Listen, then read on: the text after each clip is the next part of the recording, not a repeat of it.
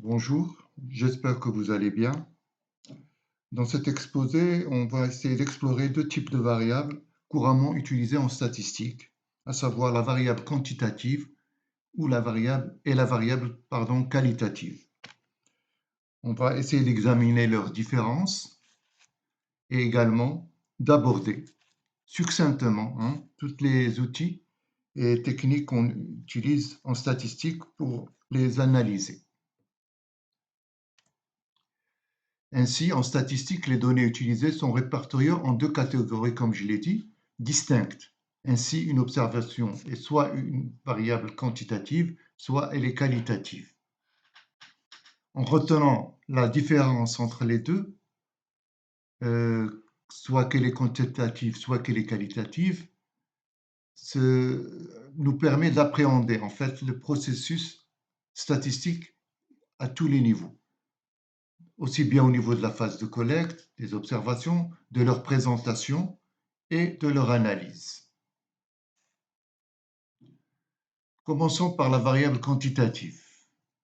Une variable est dite quantitative lorsqu'elle peut être mesurée ou comptée.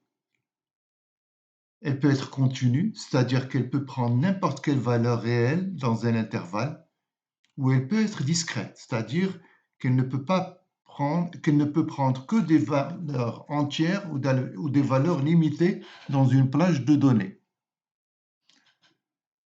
À titre d'exemple, on peut citer le poids, par exemple. Le poids d'une personne, c'est une variable quantitative, continue. Pourquoi? Parce que le poids est mesuré avec une précision élevée, en utilisant une balance ou une échelle, et peut prendre n'importe quelle valeur numérique dans une plage de données, comme par exemple entre 40 et 120 kg. Comme exemple de variable quantitative discrète ou comptée, le nombre de frères et de sœurs, par exemple, d'une personne. Cette variable ne peut prendre que des valeurs entières, 0, 1, 2, 3. Il faut remarquer que ces valeurs ne sont pas fractionnaires, c'est-à-dire il n'y a pas de décimale ni de rapport entre deux chiffres, ou bien des valeurs qui sont négatives. Donc, la variable quantitative discrète ne peut prendre que des valeurs entières comme 0, 1, 2, 3, etc.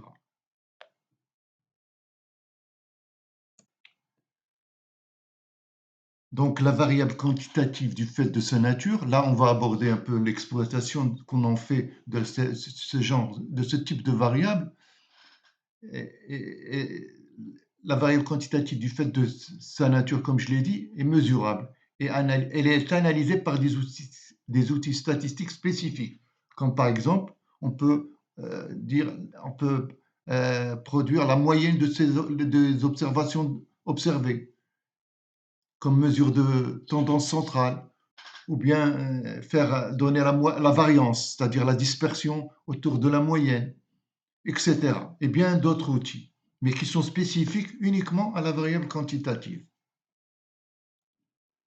La variable qualitative, quant à elle, c'est une mesure, c'est une variable qui est également variable, mais elle est catégorielle, c'est-à-dire que c'est une variable qui représente des caractéristiques ou des attributs qui ne peuvent pas être mesurés numériquement, mais qui peuvent être décrits par des catégories ou des groupes.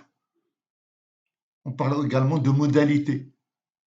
Mais à l'intérieur de la variable qualitative, également, on distingue deux groupes, soit qu'elle est nominale, soit qu'elle est ordinale. Si elle est nominale, c'est-à-dire qu'il n'y a pas d'ordre logique entre les différentes catégories. Ou bien elle est ordinale, c'est-à-dire qu'il existe un ordre logique entre les différentes catégories. On va voir des exemples par la suite. Ainsi, une variable qualitative nominale, c'est par exemple où il n'y a pas d'ordre. On peut commencer par exemple par énoncer soit le genre masculin et après le genre féminin, ou bien l'inverse, féminin ou masculin. L'ordre n'a pas d'importance. Je cite également les couleurs, rouge, vert, bleu, le type de sang, hein, ou bien le type de culture céréalière, blé, orge, maïs. Ce sont des variables qualitatives nominales qui ne peuvent ne pas être ordonnées. L'ordre n'a pas de sens.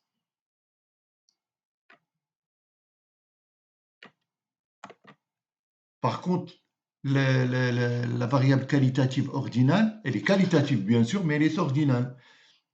Par exemple, quand on parle de niveau d'éducation, c'est un ordre implicite, primaire, secondaire, universitaire, ou bien la taille des vêtements, small, medium, large, X large, ou, ou bien par exemple dans les études de marché, le niveau de satisfaction d'un produit, très insatisfait, très insatisfait, satisfait, très satisfait. Il y a un ordre.